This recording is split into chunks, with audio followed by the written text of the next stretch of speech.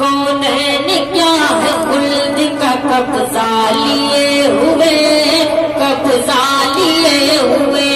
والصلاة والسلام على سيد الأنبياء والمرسلين، أما بعد، فقد قال الله تبارك وتعالى في القرآن الكريم: أعوذ بالله من الشيطان الرجيم، بسم الله الرحمن الرحيم، ألا إن أولياء الله لا خوف عليهم ولا هم يحزنون۔ صدق الله العظيم وصدق رسوله النبي الكريم۔ سچا ہمارا مالک اور سچا ہمارا خالق کے سوا اس واحد و یکتا کے کوئی عبادت کے لائق نہیں، اور سچے ہیں اس کے پیارے حبیب صلی اللہ علیہ وآلہ وسلم کہ جو اللہ کریم تک پہنچنے کا واحد ذریعہ ہے، جو مرکز کائنات ہیں، مرکز ایمان ہیں اور حبیب رب کائنات ہیں،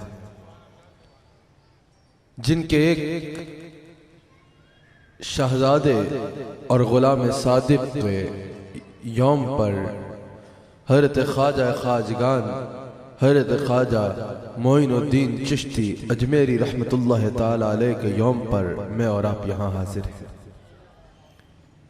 میں AIQ TV کو حاجی عبدالرؤوف صاحب، عامر فیاضی صاحب کو اس خوبصورت محفل کے انعقاد پر مبارکباد پیش کرتا ہوں۔ اللہ کریم حضور علیہ السلام کے ساتھ ان کی محبت و عقیدت اور ان بزرگان دین کے ساتھ ان کی عقیدت و محبت قائم رکھے اور اس سے استفادہ کرنے کی توفیق عطا فرمائے۔ ماشاءاللہ حضور علیہ السلام کا میلاد تو AIQ TV پر سارا سال ہی منایا جاتا ہے، سارا سال حضور کا ذکر کیا جاتا ہے، لیکن صحابہ کرام میں سے کسی کے ایام ہو، اہل بیت کے ایام ہو یا بزرگان دین میں سے جس کسی کا بھی یوم آئے، یہ ان کا جشن ان کی شان کے شایع مناتے ہیں، خوبصورت طریقے سے ان کا جشن مناتے ہیں اور مخلوق خدا کو ان کی ذات اور ان کی صفات سے آگاہ کراتے ہیں، آشنائی کرواتے ہیں۔ اللہ کریم ان کو اس عظیم کام پر اجر عظیم عطا فرمائے۔ آج حضرت خواجہ خواجگان حضرت خواجہ معین الدین چشتی اجمیری رحمت اللہ تعالی علیہ آپ کا یوم ہے۔ آپ کے یوم کے سلسلے پر AIQ TV نے، عامر فیاضی صاحب نے اس محفل کا انعقاد کیا۔ میں بھی چند دیر آپ کی شان بیان کرنے کی اور آپ کی بارگاہ میں حاضری لگوانے کی کوشش کروں گا۔ یاد رکھیے گا، یہ جو اولیاء اللہ ہوتے ہیں ان پر تو اللہ کی رحمتوں کا نزول ہوتا ہے، یہ تو ہوتے ہی بخشے لوگ ہیں، ان پر تو اللہ کی ان رحمتوں کا نزول ہوتا ہے جن کا کوئی تصور بھی نہیں کر سکتا، لیکن جو ان کے قدموں کے ساتھ لگ جائے، جو ان سے وابستہ ہو جائے، اس کا بھی بیڑا پار ہو جاتا ہے، اس کے بھی دنیا و آخرت میں بھلائیاں اس کا مقدر ٹھہرتی ہیں جو اللہ والوں کے قدموں کو تھام لیتا ہے۔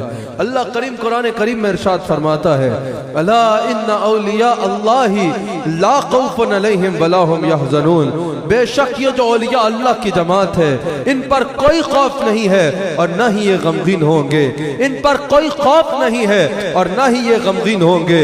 یہاں اللہ نے خوف کا بھی ذکر فرمایا اور غم کا بھی ذکر فرمایا کہ ان کو کوئی خوف بھی نہیں ہے اور یہ غمگین بھی نہیں ہوں گے۔ مفسرین اس آیت کی تفسیر میں کہتے ہیں کہ خوف انسان کو اپنے لیے ہوتا ہے اور حزن جو غم ہوتا ہے وہ کسی اور کے لیے ہوتا ہے، وہ کسی اور کے لیے ہوتا ہے۔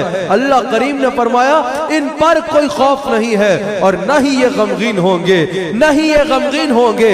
اس سے مراد یہ ہے کہ ان پر تو کوئی خوف نہیں ہے، ان کی مجلس میں بیٹھنے والوں کو، ان سے محبت کرنے والوں کو، ان سے عقیدت رکھنے والوں کو، ان کے ساتھ مل بیٹھ کے اللہ اور اس کے رسول کا ذکر کرنے والوں کو بھی عذاب دے کے ہم انہیں غمگین نہیں کریں گے.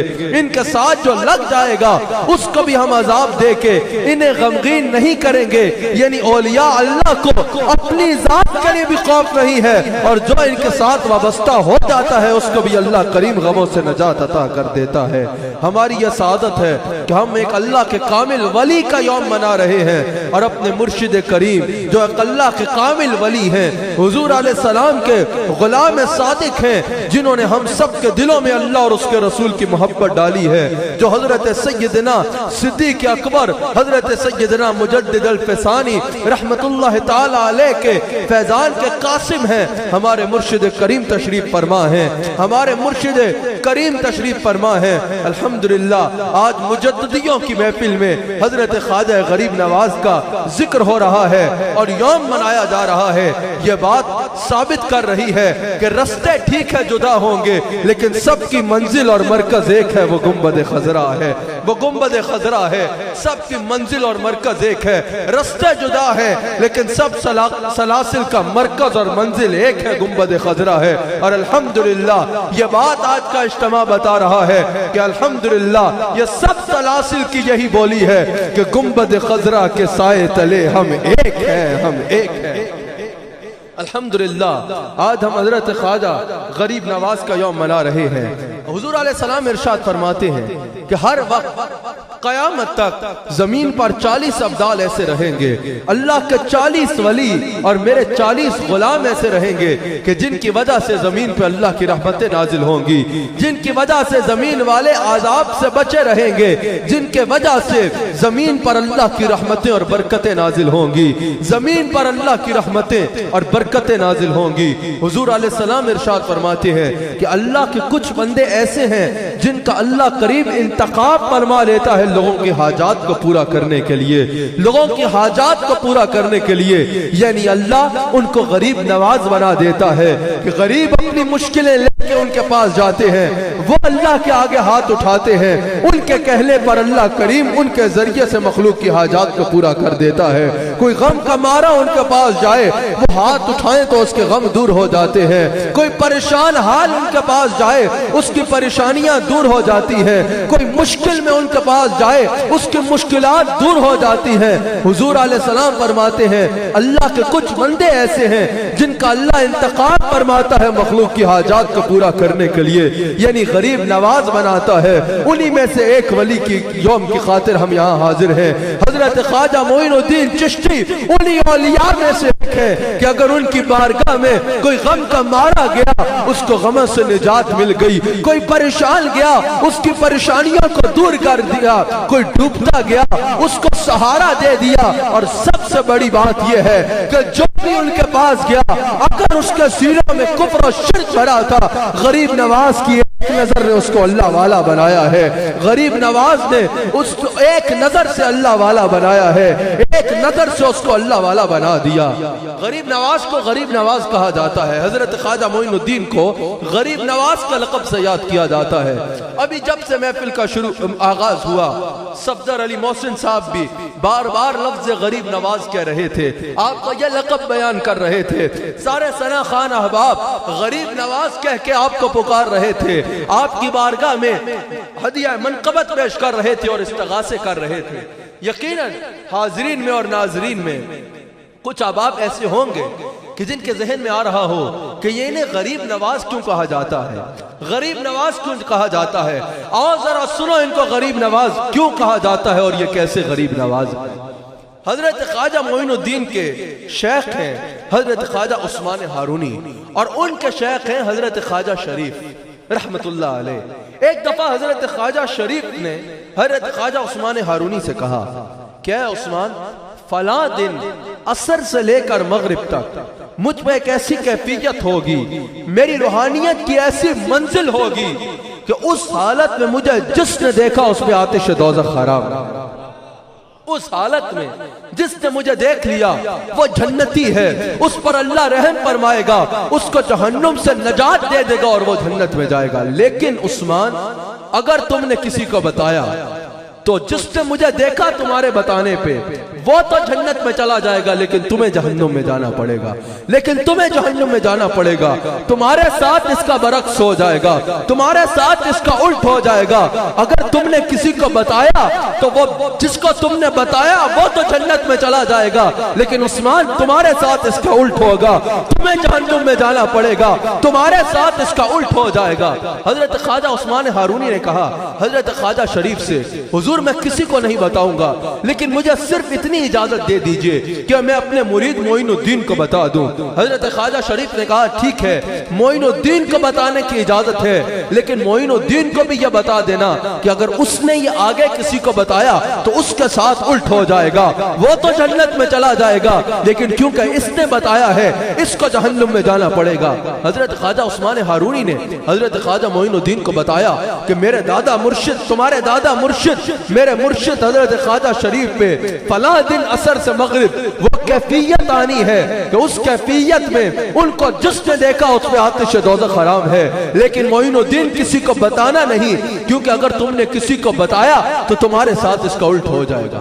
خواجہ معین الدین کو پتا چلا، خواجہ معین نے اعلان کرنے شروع کر دیے، ہر ایک کو بتانا شروع کر دیا، اور دنیا والوں فلاں دن جانا، عصر سے مغرب خواجہ شریف کو دیکھنا، جہنم میں نہیں جاؤ گے، فلاں دن عصر سے مغرب خواجہ شریف کو دیکھنا، جہنم میں نہیں جاؤ گے، جنت میں جا کے رہو گے۔ معین الدین نے اعلان شروع کر دیے، ہر طرف شور ڈال دیا کہ فلاں دن عصر سے مغرب خواجہ شریف کے دربار میں پہنچ جانا، آتش دوزخ حرام ہو جائے گی تم پر۔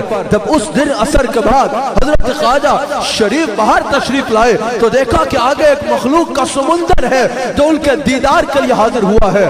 غصہ آیا، جلال آیا، حضرت خواجہ عثمان کو بلایا، کہا میں نے تمہیں بتایا نہیں تھا کہ اگر کسی کو بتایا تو تمہارے ساتھ الٹ ہو جائے گا؟ کہا حضور میں نے تو کسی کو نہیں بتایا، ایک معین الدین کی اجازت مانگی تھی، صرف اس کو بتایا ہے۔ کہا بلاؤ معین الدین کو۔ معین الدین حاضر ہوئے، خواجہ شریف نے پوچھا معین الدین تمہیں میرا پیغام نہیں ملا تھا کہ اگر کسی کو بتایا تو تمہارے ساتھ اس کا الٹ ہو جائے گا؟ اب سننا ان کو غریب نواز کیوں کہتے ہیں؟ معین الدین چشتی نے عرض کی یا شیخ مجھے پتا تھا کہ جس کو میں نے بتایا وہ جنت میں جائے گا اور اس کے بدلے مجھ کو جہنم میں جانا پڑے گا، اس لیے میں نے ایک کو نہیں بتایا، 7 لاکھوں میں اعلان کیا ہے کہ اگر معین الدین کے جہنم میں جانے سے رسول اللہ کے 1000 غلام جنت میں جاتے ہیں تو یہ سودا خسارے کا نہیں ہے، یہ سودا خسارے کا نہیں ہے۔ حضرت خواجہ شریف ایک کیفیت میں چلے گئے، ایک جذب کی کیفیت میں چلے گئے اور فرمایا معین الدین تو جہنمی نہیں ہے، تو جنتی ہے، اور در حقیقت تو غریب نواز ہے، در حقیقت تو غریب نواز ہے۔ تمہارے ساتھ میرا رشتہ بہت پرانا ہے، تمہارے ساتھ میرا رشتہ بہت پرانا ہے کہ میں غریب بڑا اور تم غریب نواز، کہ میں غریب بڑا اور تم غریب نواز۔ حضرت خواجہ معین الدین نے ماشاءاللہ روفی صاحب تشریف لائے، میں حضرت کو خوش آمدید کہتا ہوں۔ حضرت خواجہ معین الدین چشتی نے جہاں اپنے شیخ حضرت خواجہ عثمان ہارونی سے اکتساب فیض کیا، جہاں حضرت خواجہ شریف سے اکتساب فیض کیا، وہیں حضرت خواجہ معین الدین چشتی کی روحانیت کی معراج یہ ہے کہ 5 ماہ حضرت خواجہ معین الدین کو بغداد میں حضرت شیخ عبد القادر جیلانی پیران پیر حضرت غوث اعظم رضی اللہ تعالیٰ عنہ کی بارگاہ میں وقت گزارنے کا شرف حاصل ہوا۔ 57 دن ایسے ہیں حضرت خواجہ غریب نواز کی زندگی میں جس میں حضرت شیخ عبد القادر جیلانی رحمت اللہ علیہ نے، حضرت غوث اعظم نے حضرت خواجہ معین الدین کو ایک حجرے میں اپنے ساتھ رکھا، ان کے ساتھ سوتے، ان کے ساتھ اٹھتے، ان کے ساتھ کھاتے، ان کے ساتھ پیتے، ان کے ساتھ اللہ کی عبادت کرتے۔ 57 دن میں حضرت غوث اعظم نے غریب نواز کو اللہ کی عبادت کرنا سکھایا اور تربیت کی۔ جب اس کے بعد حضرت واپس تشریف لائے تب حضرت خواجہ عثمان ہارونی جو حضرت غریب نواز کے شیخ ہیں وہ فرماتے ہیں کہ میری زندگی کی بس 2 ہی خواہشات رہ گئی تھی، اللہ نے مجھے اتنا دیا کہ کسی چیز کی کمی چھوڑی نہیں، بس 2 خواہشات رہ گئی ہیں۔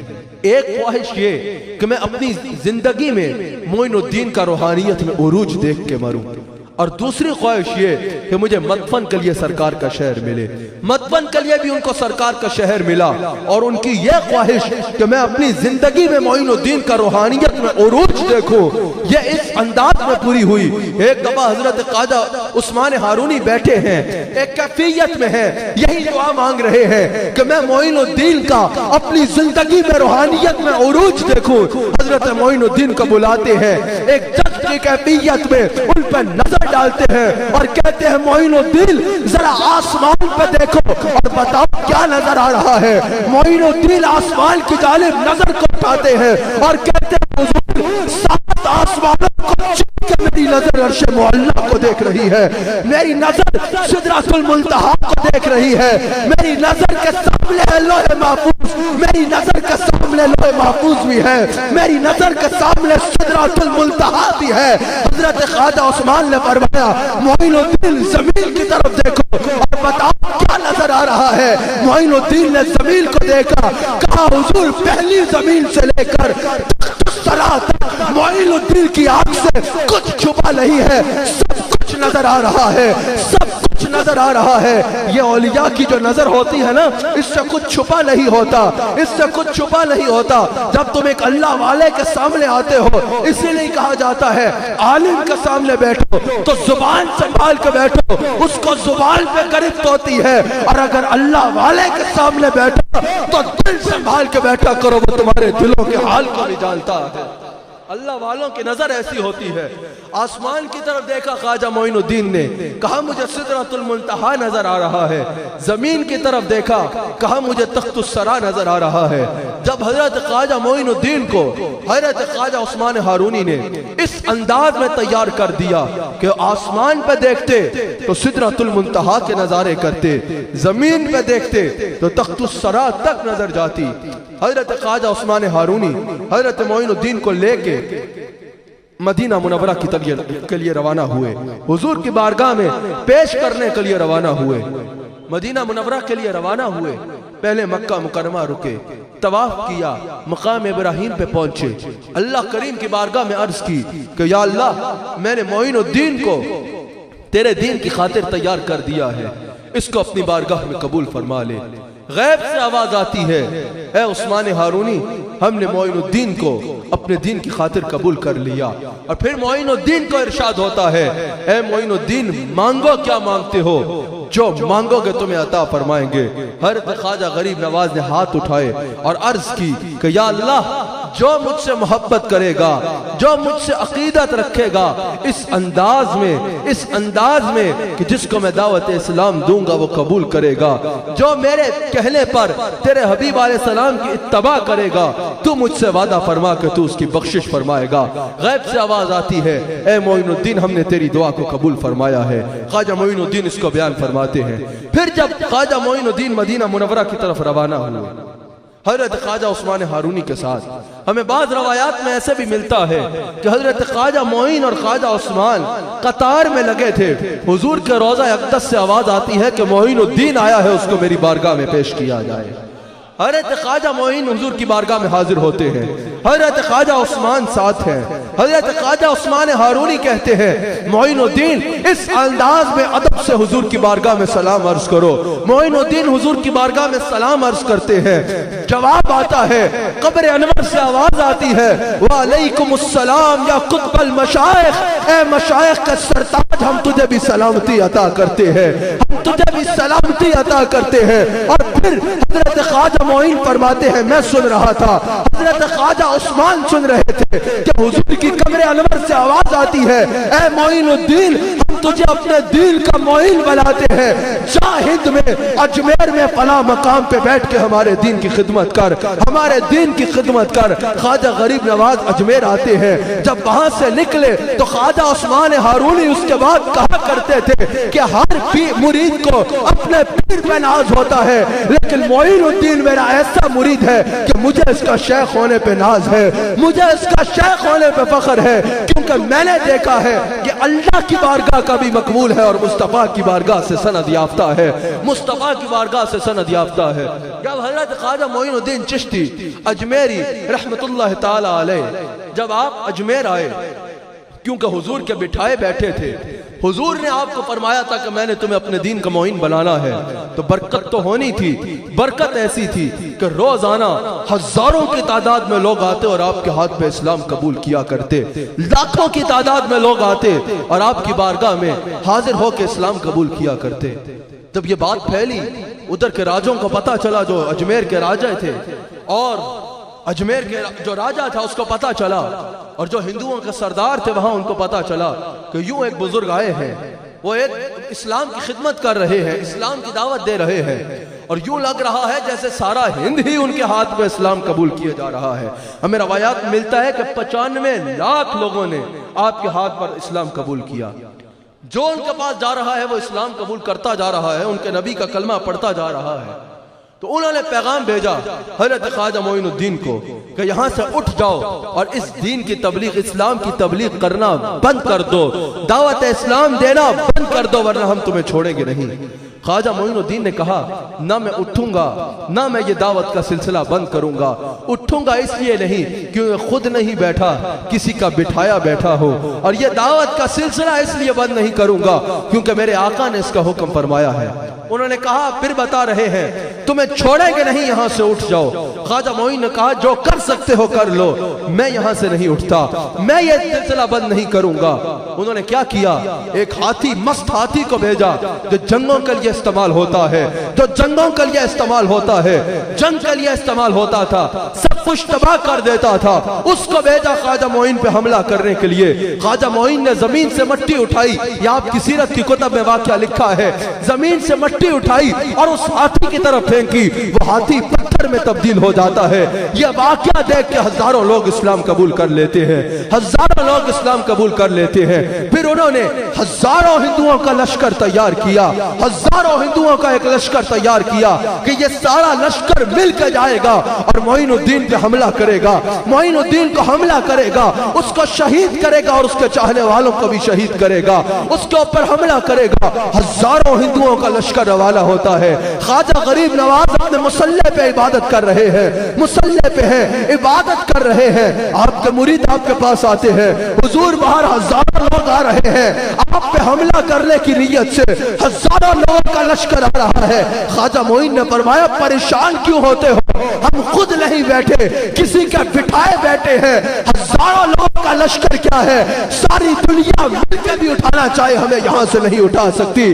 خواجہ معین الدین نے ایک دائرہ کھینچا اور فضا میں ریت اڑائی، کہا کوئی اس دائرے کے اندر نہ آ پائے گا، جو اس دائرے کے اندر آتا وہ بے حس و بے جان ہو جاتا یا اندھا ہو کے واپس دوڑ پڑتا۔ لوگوں نے جا کے ان ہندوؤں کے سردار کو بتایا جو سب سے بڑا ایک سردار تھا ان کا اور جادوگر تھا اس علاقے کا، اس کو بتایا وہاں یہ واقعہ ہے، جو جا رہا ہے اندھا ہو کے واپس دوڑ رہا ہے یا بے حس و بے جان ہوتا جا رہا ہے، ہم کیا کریں؟ اس نے کہا یہ ایسے نہیں مانے گا، اس کا مقابلہ میں خود کرتا ہوں، اس کا مقابلہ میں خود کرتا ہوں۔ وہ خود حاضر ہوا، آیا تو خواجہ معین پہ حملہ کرنے کے لیے، آیا تو اپنے جادو کے زور سے خواجہ معین الدین کو تباہ کرنے کی نیت سے آیا تھا۔ جیسے ہی خواجہ کی منزل میں آیا، جیسے ہی خواجہ صاحب کے دربار میں حاضر ہوا، ایک نظر دیکھا خواجہ معین کے چہرے کو اور ایک نظر دیکھا خواجہ معین الدین نے اس ہندوؤں کے سردار کے چہرے کو، پھر نگاہ ولی میں وہ تاثیر دیکھی، بدلتی ہزاروں کی تقدیر دیکھی، پھر زمانے نے دیکھا کہ نگاہ مرد مومن سے بدل جاتی ہیں تقدیریں۔ وہ تقدیریں کیسے بدلتی ہیں؟ آج کل تو بازاروں میں یہ سودا بیچا جاتا ہے، یہ سودے بازاروں میں نہیں ملتے، وہ تقدیر ایسے بدلتی ہے کہ کوئی کافر آتا ہے وہ اس کو اسلام کی دولت دے دیتے ہیں، کوئی دنیا والا آتا ہے، اللہ والوں کی سب سے بڑی کرامت یہ ہے کہ اللہ والے ایک دنیا والے کو اللہ والا بناتے ہیں، اللہ والے سنت کے تاریخ اور سنت میں عمل کرنا سکھاتے ہیں، اللہ والے ایک جاہل کو دین کا علم سکھاتے ہیں، جس کو خود لفظ قرآن کہنا نہیں آتا، جس کو خود قرآن کو پتہ نہیں ہے، جس کو خود مصطفیٰ کی 40 صدی سے بھی یاد نہیں ہے، وہ کیا چلے گا طریقت کے رستے پہ اور کیا بتائے گا لوگوں کو طریقت کیا ہوتی ہے؟ اللہ والوں کی کرامت یہ ہے کہ اس جادوگر نے میرے غریب نواز کو ایک نظر دیکھا اور میرے غریب نواز نے اس جادوگر کو ابو جعفر محمد رسول اللہ کا کلمہ پڑھا، جن کا نوکر ایسا ہوگا، جس کا نوکر ایسا ہے،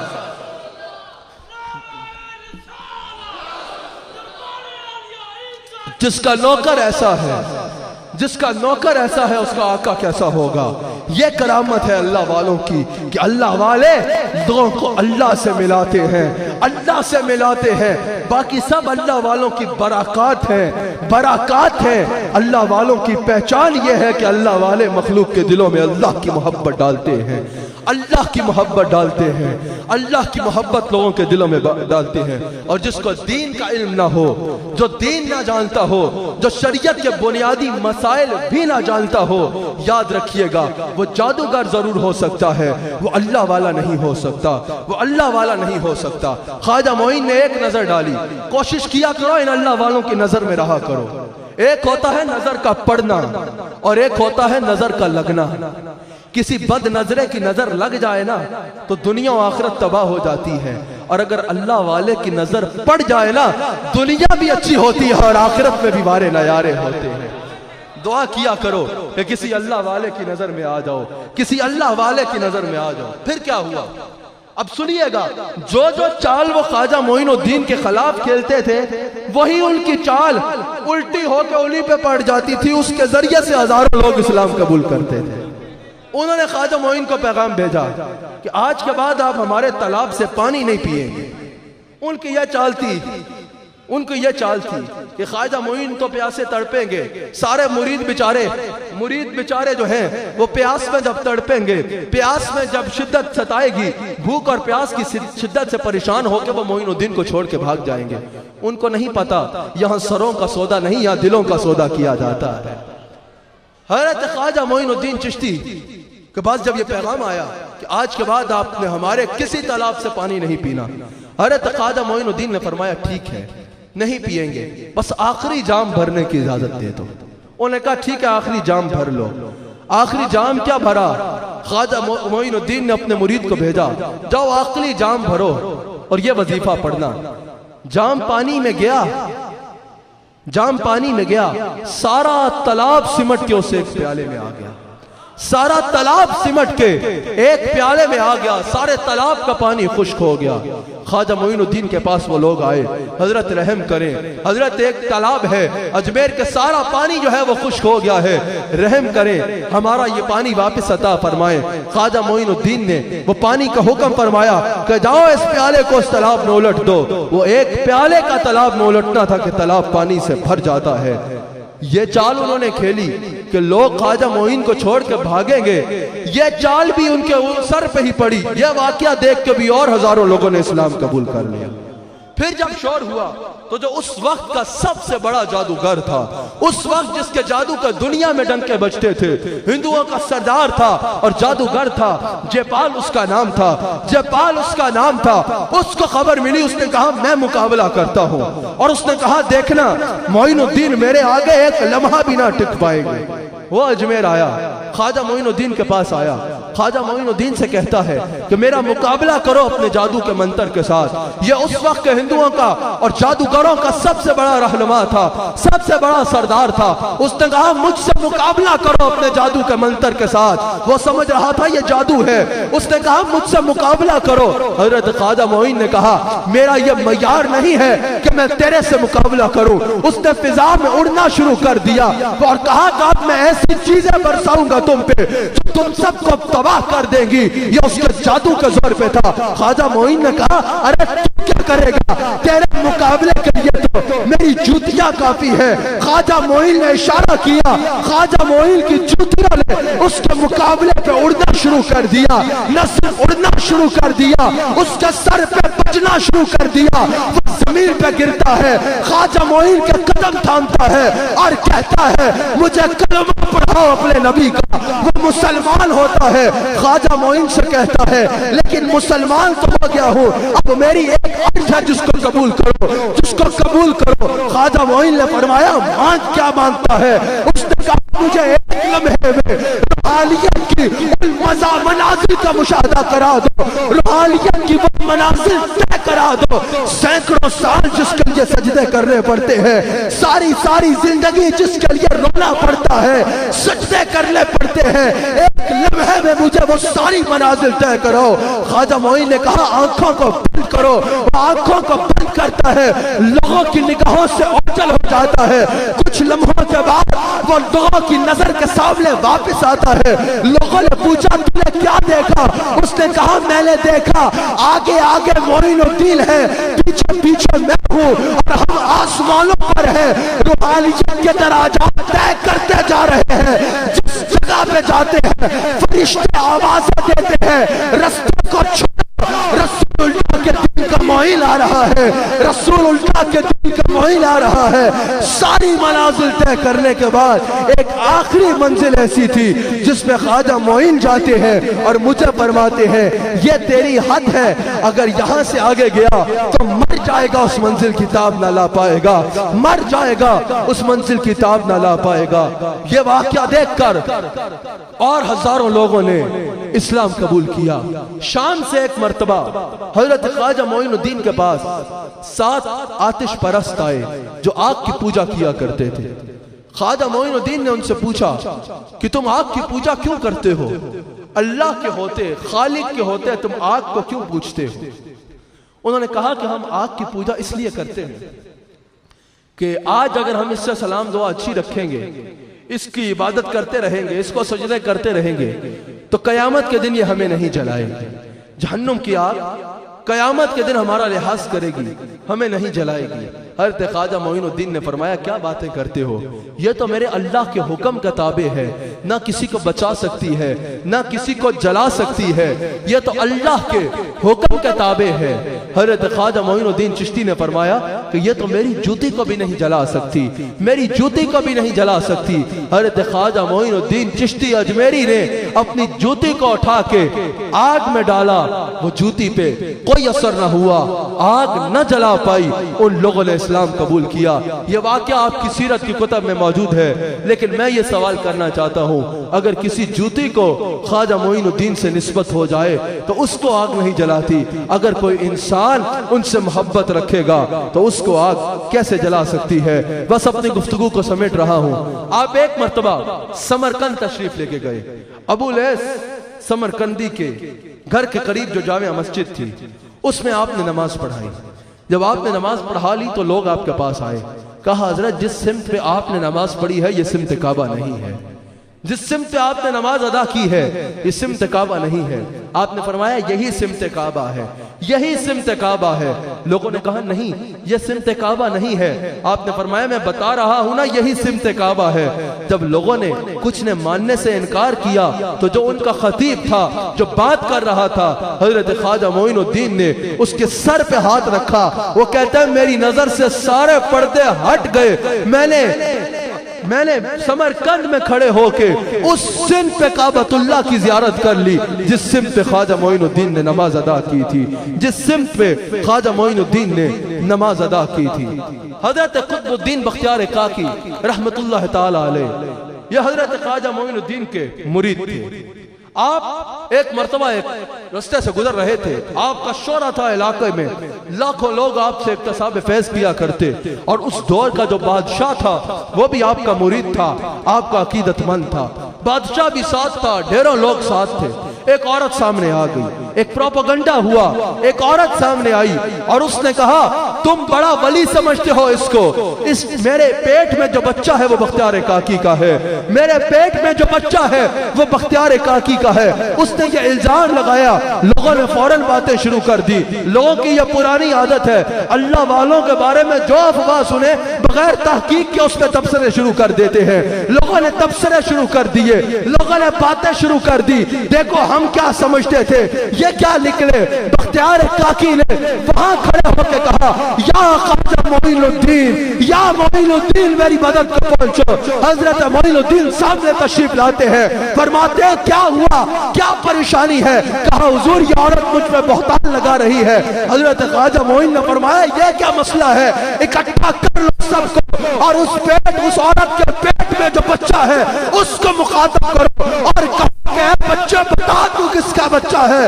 حضرت بختیار کاکی نے لوگوں کو اکٹھا کیا، وہ بادشاہ بھی حاضر ہوا، اس عورت کے پیٹ کی طرف اشارہ کیا اور کہا بچہ تو کس کا بچہ ہے؟ اس کے پیٹ میں سے آواز آتی ہے یا معین الدین تمہارا غلام سچا ہے، یہ عورت جھوٹ بول رہی ہے، یہ عورت جھوٹ بول رہی ہے۔ یہ اختیار ہے اللہ والوں کا، یہ اختیار ہے اللہ والوں کا۔ لیکن اختتام اس پہ کروں گا، توجہ رکھیے گا، یہ اللہ والے جتنے ہیں، یہ اللہ والے جتنے بھی ہیں، ان کا مقصد یہ ہے کہ یہ لوگوں کو اللہ سے ملائیں، ان کا مقصد یہ ہے کہ یہ لوگوں کو اللہ سے ملائیں۔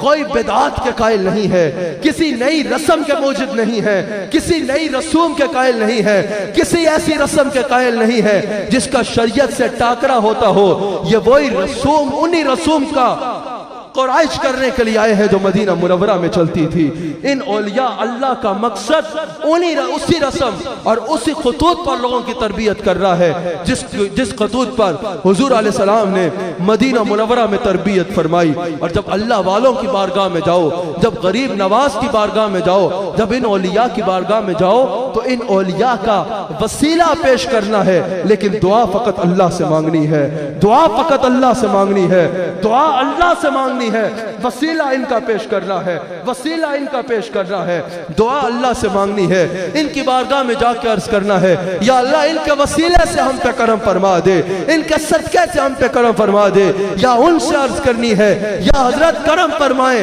ہمارے لیے دعا فرمائیں، آپ ہمارے لیے دعا فرمائیں۔ اولیاء اللہ دعا فرماتے ہیں، اولیاء اللہ کا وسیلہ ہوتا ہے، اولیاء اللہ کا صدقہ ہوتا ہے، عطا اللہ فرماتا ہے، دینے والی اللہ کی ذات ہے، دینے والی اللہ کی ذات ہے۔ اس عقیدے کو ذہن نشین کر لے کہ خانقاہ میں کوئی بدعت نہیں ہوتی، خانقاہ میں کوئی شرک نہیں ہوتا۔ یہی خانقاہ ہے جنہوں نے لوگوں کو شرک سے پاک کیا ہے، یہی خانقاہ ہے جنہوں نے لوگوں کو شرک سے پاک کر کے اللہ کو سجدہ کرنا سکھایا ہے۔ ان خانقاہوں میں شرک کا کوئی تصور بھی نہیں ہے، شرک کا کوئی تصور بھی نہیں ہے۔ ان خانقاہوں میں جب ہم حاضر ہوتے ہیں، ان کے مزارات پہ جا کے کیوں دعا مانگتے ہیں؟ حضرت زکریا علیہ السلام نے بھی تو دعا مانگی نا حضرت یحییٰ علیہ السلام کی، تو کہاں جا کے مانگی؟ اپنے حجرے میں بیٹھ کے نہیں مانگی، حضرت مریم کی عبادت گاہ پہ مانگی۔ تو ثابت ہوا جہاں ولی کچھ دیر بیٹھ جائے، نبی وہاں جا کے دعا مانگ کے یہ ثابت کرتے ہیں ولی جہاں بیٹھ جائے وہ مقام دعاؤں کی قبولیت کا سبب ہے۔ تو جہاں اللہ کا ولی خود لیٹا ہو، اس مقام کا عالم کیا ہوگا، اس مقام کا عالم کیا ہوگا۔ الحمدللہ ہمیں یہ عقیدہ توحید اس خطے میں اللہ والے لے کے آئے ہیں۔ تمہارے باپ دادا کو برے صغیر میں رہنے والوں کلمہ اللہ والوں نے پڑھایا ہے، تو اللہ والوں کے ہاں شرک کا تصور بھی کیسے کیا جا سکتا ہے؟ یہ اللہ والے تو توحید کا ایسا درس دیتے ہیں کہ آج بھی اگر اللہ والوں کی قبر پہ جاؤ تو وہاں اللہ ہو کی صدائیں سنائی دیتی ہیں، وہاں اللہ کا ذکر سنائی دیتا ہے، وہاں اللہ کریم کا اور رسول کریم کا ذکر سنائی دیتا ہے۔ اللہ کریم اس بزم محبت کو اپنی بارگاہ اقدس میں قبول فرمائے۔ اللہ کریم ہمیں جہاں اولیاء اللہ سے محبت کرنے کی توفیق عطا فرمائے، وہاں اولیاء اللہ کے مقصد کو اور ان کے پیغام کو سمجھنے کی اور اس پہ عمل کرنے کی توفیق عطا فرمائے۔ ہم اللہ والوں کے لنگر تو بڑے شوق سے کھاتے ہیں، ہم باقی رسمیں تو بہت شوق سے طے کرتے ہیں، لیکن جب اللہ والوں کی اصل پیغام کی باری آئے کہ نماز پڑھو، وہاں ہم کوتاہی کرتے ہیں، روزہ رکھو، وہاں ہم کوتاہی کرتے ہیں، حقوق العباد کا خیال کرو، وہاں ہم کوتاہی کرتے ہیں، حقوق اللہ کا خیال کرنے میں ہم کوتاہی کرتے ہیں۔ یاد رکھیے گا جو شریعت پہ نہیں چلتا، جو شریعت پہ نہیں چلتا، اس کو اللہ والوں کا فیضان قطعاً نہیں مل سکتا۔ اگر وہ یہ کہے گا میں شریعت پہ عمل نہیں کروں گا لیکن اللہ والوں کے مزار سے اٹھائی ہوئی فلاں چیز میرے کام آ جائے گی، یہ بالکل گمراہی ہے۔ اس عقیدے کا حقیقت سے کوئی تعلق نہیں ہے۔ اللہ والے تب تمہیں فیض دیں گے جب تم اللہ والوں کے پیغام پہ عمل کرو گے، اللہ والوں کے پیغام پہ عمل کرو گے۔ اگر سنت رسول سے دور ہو، اگر شریعت پہ عمل نہیں کرتے تو تم اللہ والوں کے فیضان سے محروم رہو گے۔ اللہ کریم ہمیں دین کی روح کو سمجھنے کی توفیق عطا فرمائے۔ کیا کہیں گے؟ نعرہ تکبیر، سب آپ بولیے نا، نعرہ تکبیر۔